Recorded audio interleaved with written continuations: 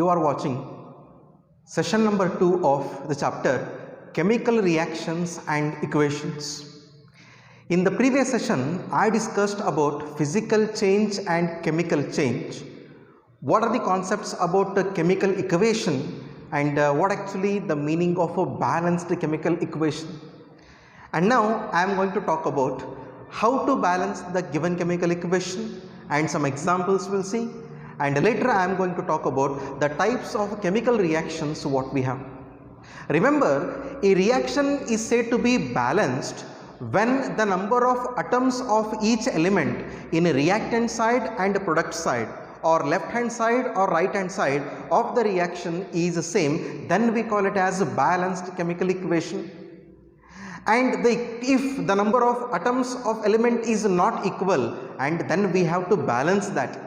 And I hope you remember, we are supposed to balance the given chemical equation because that has to satisfy the law. We call it as law of conservation of mass. That is nothing but matter can neither be created nor be destroyed. So now here I am going to consider one chemical equation and we'll see how to balance that. Okay, so now here I am going to write one reaction of iron. When iron reacts with H2O, this is a steam actually, the vaporized form of water, and we are going to get a compound of iron, that is Fe3O4, triferric tetroxide we call it as, and plus hydrogen gas is eliminated. Okay, and now if you just look over this reaction, and we have the knowledge that this Fe and H2O, they are the reactants. They react, they undergo a chemical change, and a new product is formed. The one is Fe3O4 and hydrogen gas is released. Okay, and here we'll see whether it is balanced or not. And I told you already, for checking whether the equation is balanced or not, we have to see number of atoms of each and every element here. So how many elements are there? I am going to write here first. So in case of this equation, iron we have, and we have hydrogen, and we have oxygen. So iron, hydrogen, oxygen are the three different elements what we have in the reaction. And now we'll see in a reactant side how many atoms of that we have, and in a product side how many atoms of these three elements we have. So look over this. So in a reactant side we have only one iron. In a product side, how many iron we have here? We have 3 irons. And hydrogen in a reactant side we have 2. And hydrogen in the product side, that is also 2. Anyhow, hydrogen 2 to the same. We'll see. Oxygen in the reactant side it is 1, whereas in case of product side it is 4. If all the number of atoms of each and every element is same, then we call it as a balanced equation, and one can easily guess this example what I have written, this is not balanced, we have to balance that to follow the law of conservation of mass. So one can easily guess F is 1 and 3 here. Of course hydrogen is no problem, oxygen 1 and 4. So we have to balance that. So what we have to do? So the method what I am explaining here, that method we call it as a trial and error method. Trial and error method of balancing the chemical equations. And remember, while balancing the chemical equations, we have to use coefficients only. Coefficients place. Coefficient place are nothing but the left, the place of iron, this place of water, and this place of Fe3O4, and this place of hydrogen. That place we call it as coefficient. In simple sense I can say left part of that. Okay, and that is the only place we are supposed to balance, means there we are supposed to place a particular number so that the number of atoms should be balanced. You should not use the subscripts. Okay, and only the coefficient terms we are supposed to see. And now we will see how to balance this particular equation. So now iron, I will move with that one. Iron in the reactant side it is 1, and it is product side it is 3. So what I am going to do? I am going to balance that one. Okay, and balancing iron. So we will see how to balance that iron. Okay, so let me write the reaction once again, and that is Fe plus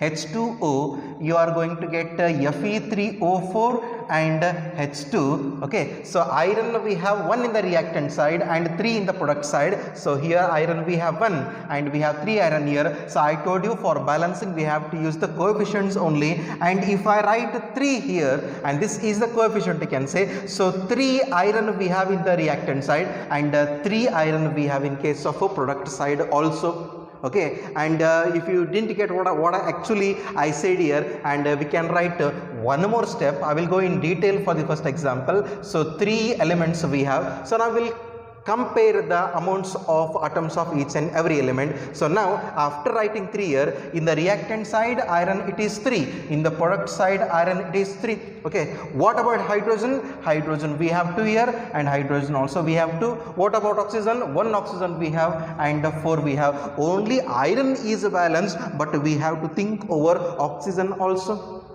Now in the next step, what I am going to write, balancing oxygen. So we'll see how to balance that one. Balancing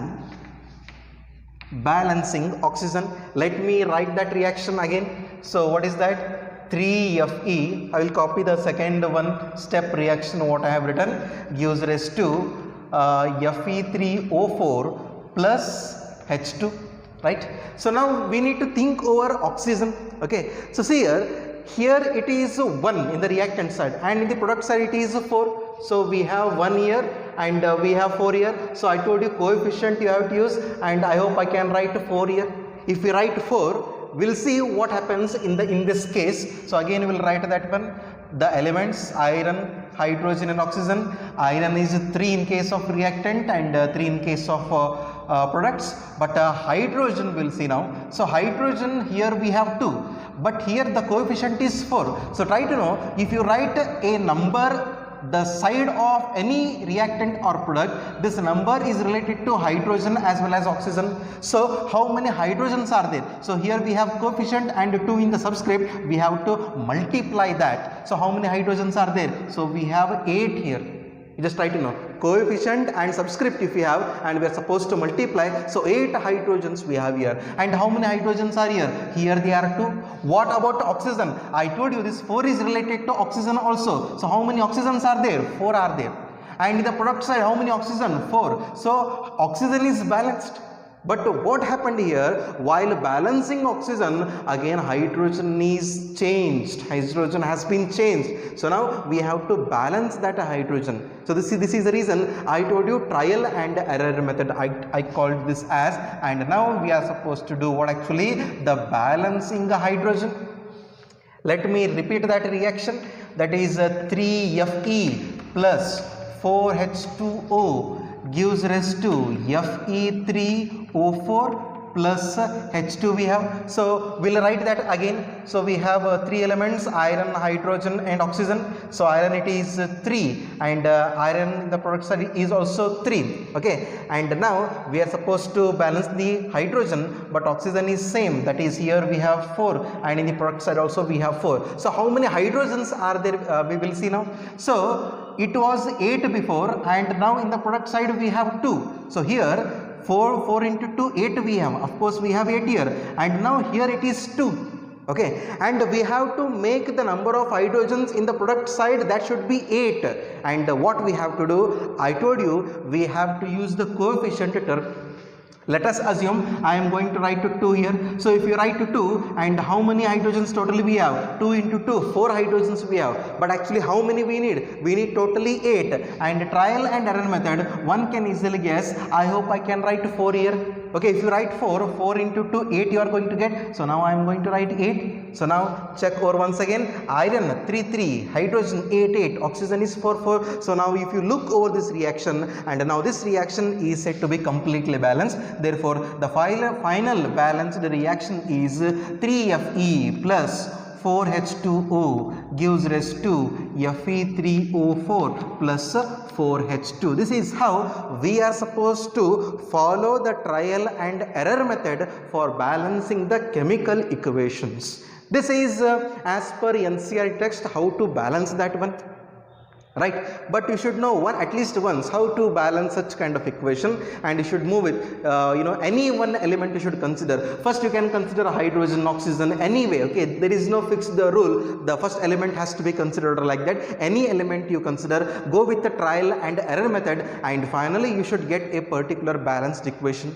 But every time in chemistry we don't want to waste such much of time while balancing the equation. So what we do, just by practicing such kind of problems here and trial and error method, we are supposed to balance the equations as it is. Okay, no need to solve as it is, what I explained here. Okay, so we'll see some kind of examples here. So now one more example I am going to consider, but this balancing equation will do in the simple manner and not like this complete explanation what I have given here. So now one example I am going to consider, when hydrogen reacts with chlorine.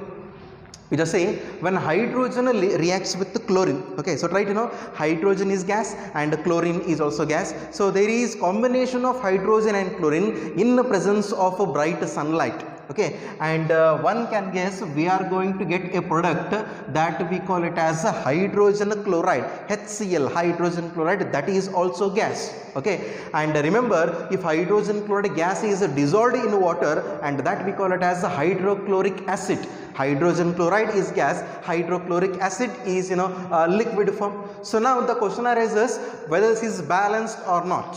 If it is not balanced, and how to balance that equation. Okay, and we'll do in the very simple manner. So first orally just check how many atoms of each element we have in the reactant side and in the product side here. So now look over here, hydrogen we have 2, hydrogen we have 1.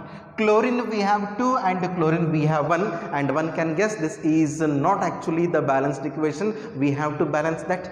And I told you that while balancing equation you have to use coefficient only. Don't write H2 and Cl2 like that. Okay, that is the rule. You should use the coefficient terms only. And we have 2 hydrogens, 2 chlorine. We have 1 and 1 only. And I hope you can guess here I am supposed to write 2. If you write 2 there, and I told you this 2 is related to hydrogen as well as chlorine. So now in the reactant side 2 hydrogen we have, in the product side 2 hydrogens we have, in the reactant side 2 chlorine we have, and in the product side also 2 chlorine we have. So number of atoms of hydrogen and chlorine in the reactant side and the product side is same. And now this we call it as balanced chemical equation.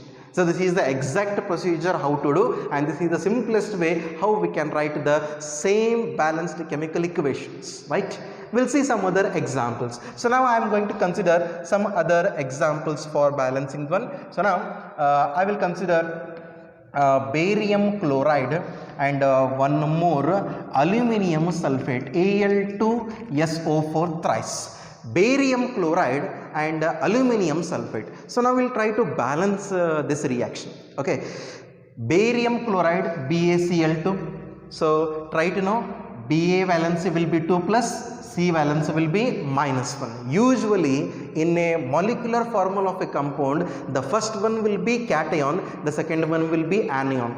Positively charged ions are called cations, negatively charged ions are called anions. In case of Al2SO4 thrice, try to know the name is aluminium sulfate. Aluminium valency will be 3 plus and SO4 valence is 2 minus. The combining capacity of an element we call it as valency. So now we'll try to write the products and we'll try to balance the reaction also. Both will do at a time. Okay, and we have the different types of reactions, and at the time I will explain once again how to guess the products here. Right now we'll see that one. Okay, so barium chloride and aluminium sulfate, and the products we are going to get is barium sulfate, that is BaSO4, and one more is aluminium chloride. Aluminium chloride, the formula will be AlCl3. So try to know aluminium chloride AlCl3. Why? Because aluminium valency will be 3 plus, Cl valency will be minus 1, and after crossing you will be getting AlCl3. So now the question arises whether this is balanced or not. If it is not balanced, how to balance that one? So see here, Ba in the reactant side it is 1 and barium is 1, that's okay. Chlorine in the reactant side it is 2 and in the product side it is 3, not balanced. Similarly sulfur is also not balanced and oxygen is also not balanced here. So we'll try this balancing equation by trial and error method and we'll see now. Okay, so how I am going to balance that one. So how many aluminiums we have? We have 2 aluminiums in the reactant, and how many aluminiums we have in the product? We have only 1. So shall I write 2 here? Yes, I am going to write 2. So if I write 2, aluminium is 2 and aluminium is 2, aluminium is over now. So now if I write 2 here, the chlorine will change. So we have to multiply that. 2 into 3, 6 we have. But how many chlorine we have? We have only 2 here. Okay, and what we have to do? Chlorine, it is 2 here, it is 6 here, and we have to write such a number so that this should become 6. Okay, and I hope you can guess. You can write 3 here. If you write 3, then 3 into 2, 6 chlorine we have. 2 into 3, 6 chlorine we are supposed to have, right? So chlorine is balanced. So now we'll see the barium. Barium is 3 here, but barium is 1 here. So I am supposed to write 3 barium. So barium is balanced. What about the sulfur? Sulfur we have 3 and sulfur also we have 3. Okay, so remember this bracket with 3, this 3 is related to sulfur as well as oxygen. How many oxygens are there in the reactant side? 4 into 3, 12 we have, and here how many oxygens? 3 into 4, 12 we have. So if we calculate the number of atoms of each and every element present in the reactant side and the product side, now I can say this reaction is balanced. So this is a way how we are supposed to balance the chemical equations. One more example I am going to consider here. So when Na, okay, sodium, when it reacts with water, when sodium reacts with water, so what happens here? Sodium, that is a highly reactive element which belongs to the first group of a modern periodic table. We know that one, highly reactive, that is pure metal. When you dissolve that sodium in water, okay, so the reaction takes place. So what are the products in this case? I am going to guess. So the products you can guess, of course we get the base, that will be sodium hydroxide, and we are going to get what actually the hydrogen gas is going to be eliminated. So now we will balance that if it is not balanced. So sodium is 1, sodium is 1, no problem with that. Oxygen is 1, oxygen is 1, okay. Hydrogen is 2, but hydrogen here 2 and here 1 more. So total hydrogen is 3. Hydrogen is not balanced. So now we have to balance that one. So what I have to do? So let me consider, we have 2 hydrogens here, we have 3 hydrogens here. So let us assume I am going to write 2 here. Okay, and if you write 2 here, what about total number of hydrogens in the product side? 2 and here 2, total of 4 hydrogens we have, and I am going to write 2 here. So 2 into 2, 4 hydrogens we have. Then what about the oxygen? Oxygen is 2 in the reactant side, oxygen is 2 in the product side, oxygen is balanced. What about the sodium? Sodium is 1, sodium is 2 here, so I am going to write 2 here, that sodium is also balanced here. So this is a way how we are supposed to balance the chemical reactions here. Okay, every time, and you have to go for trial and error method only to balance the chemical reaction. Some other examples we'll see.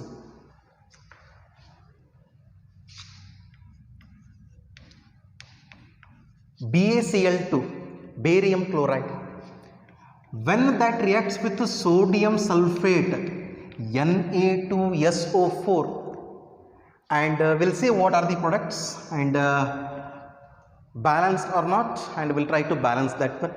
And the products are barium sulfate, that is BaSO4, and we will get sodium chloride, that will be NaCl.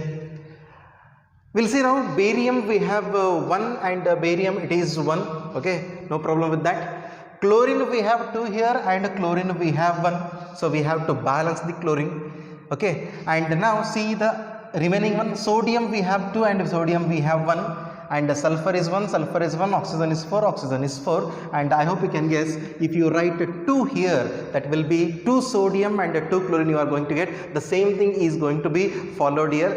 That is, you know, the balanced chemical equation. One more examples we'll see. When hydrochloric acid reacts with sodium hydroxide base, So what are the products we are going to get?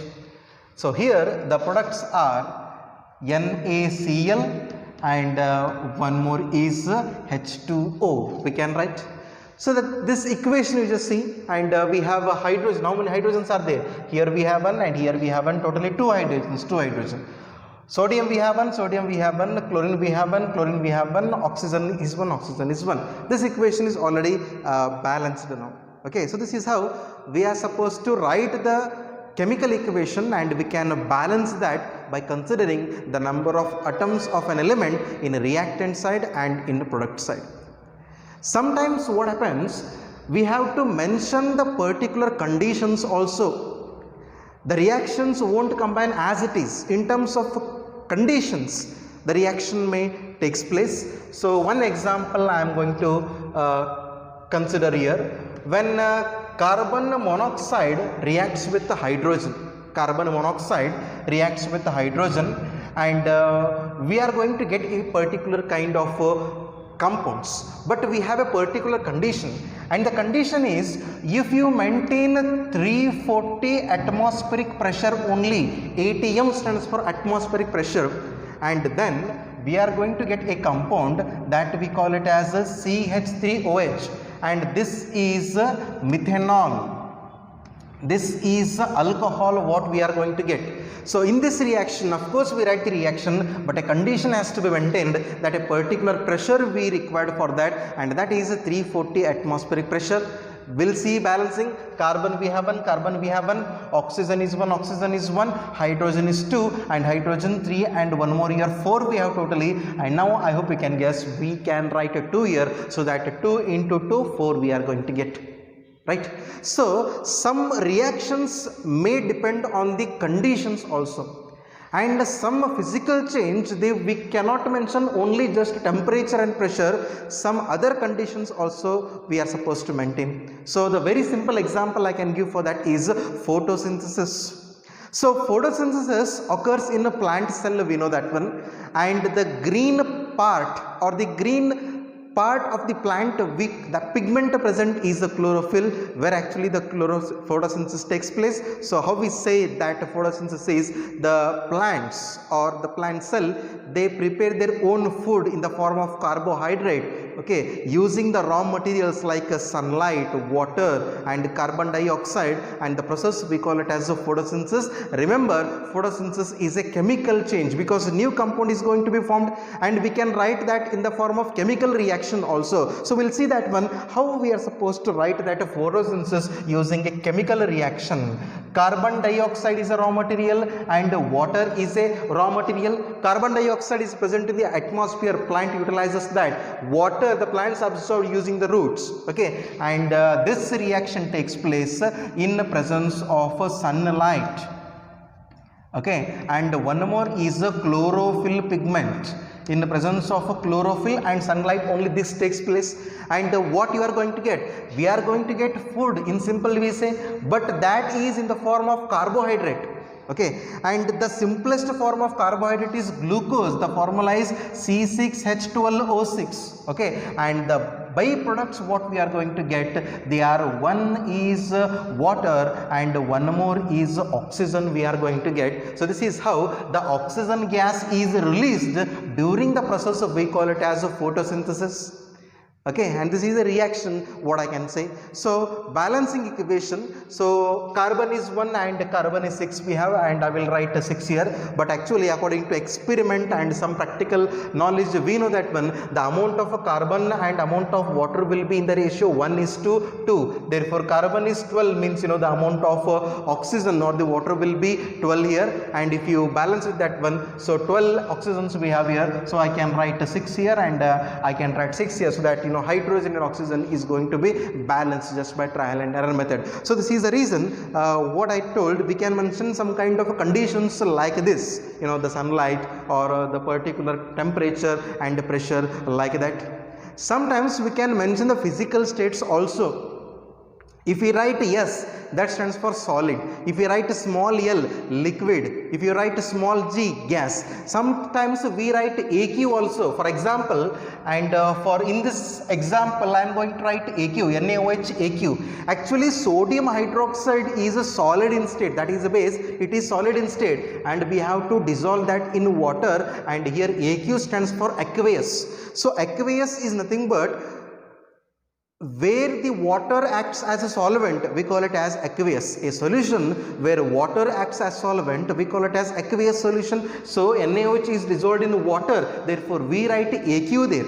Okay, and if some gas is released, for example, in this case oxygen gas is released, so we can write small g subscript below in the bracket. We can write, if it is solid we can write S, if it is liquid we can write L. So similarly we can mention the physical states of reactants and products also. Okay, so that is how we can guess the products, we can balance the chemical equation, and we can write the conditions also, and we can mention how the physical states are involved in that, and that is all about the balancing the chemical equations. So now I am going to talk the simple different classifications of chemical reactions here. So now I am going to talk about the different classifications of chemical reaction, and now I will move with the first type, and the first type is a combination reaction.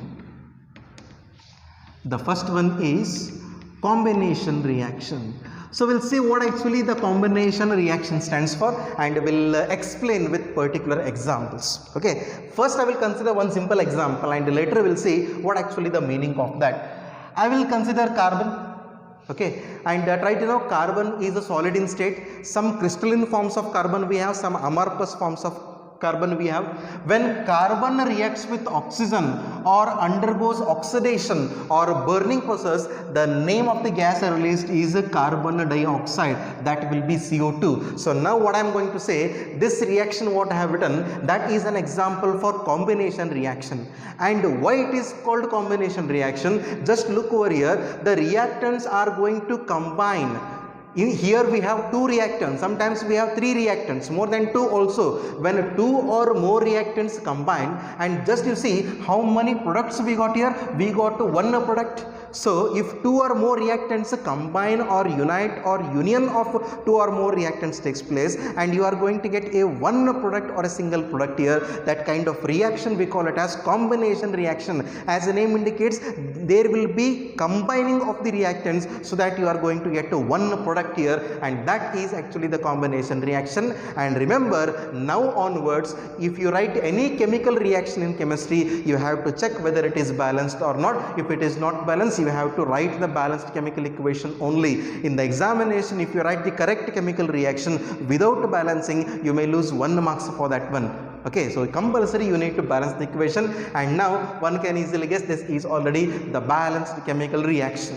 Okay, so now how you are supposed to define a combination reaction? A reaction in which two or more reactants combine to give one product, that we call it as combination reaction. You can give very simple example, this one.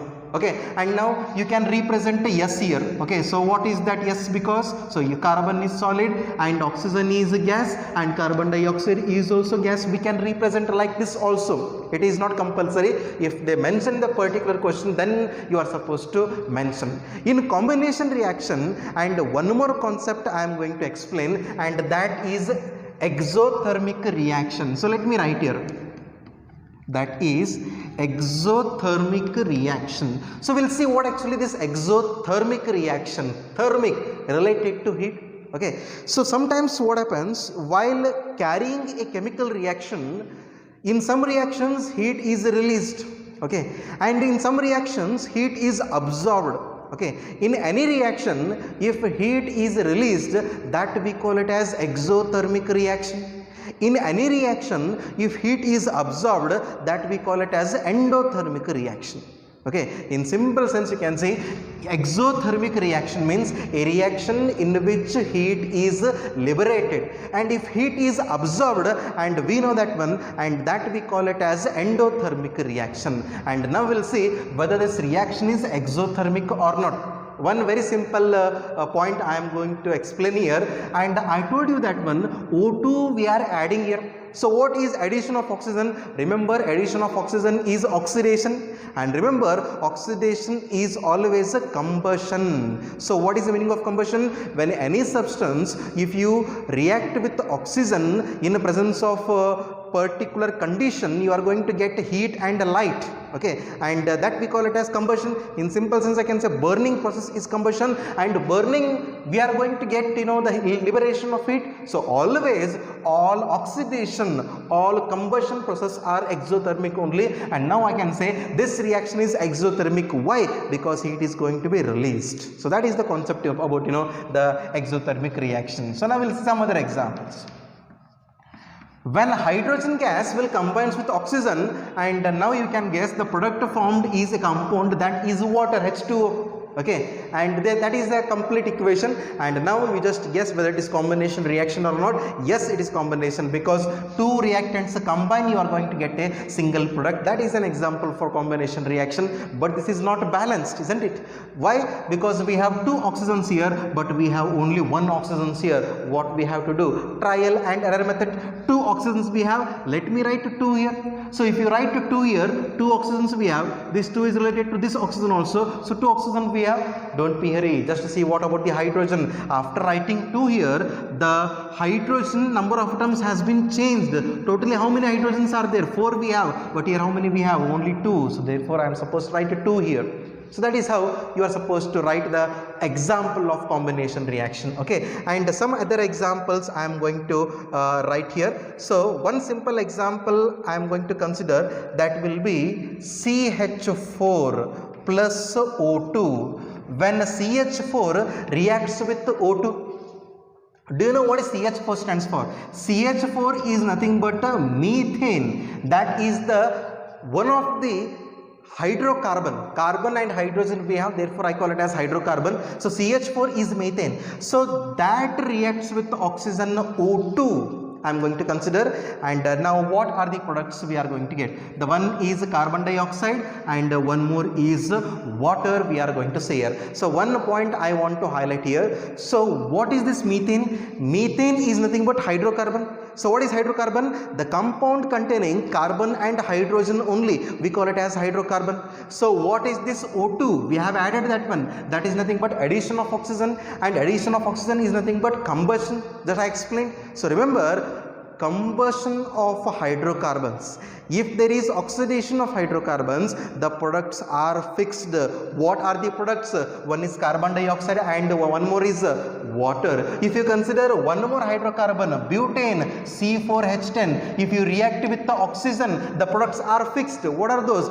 CO2 and H2O. And now what you have to remember is, when any hydrocarbon reacts with oxygen, the products are carbon dioxide and H2O, but the only thing that differs is balancing the equations. Okay, so now I have written that one. So now we'll see whether this is balanced or not. Carbon is 1, that's okay, but oxygen is 2, and oxygen here there we have 3, and hydrogen we have 2, and hydrogen we have 4 here and 2 here. So let me write 2, so that hydrogen will be 4 and hydrogen will be 2. And now we'll see what about the oxygen.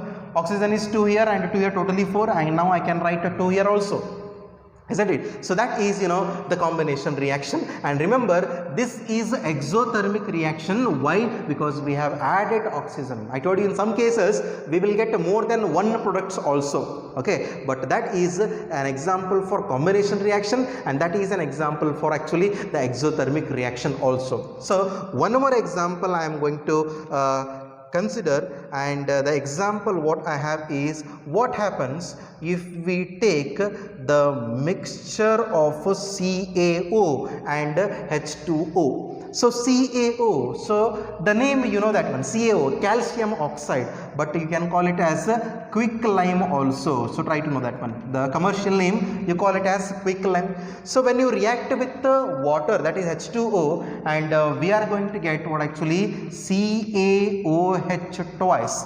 That is a calcium hydroxide. Why I have written twice? Because calcium valency will be 2 plus here, and calcium hydroxide, and the commercial name will be slaked lime.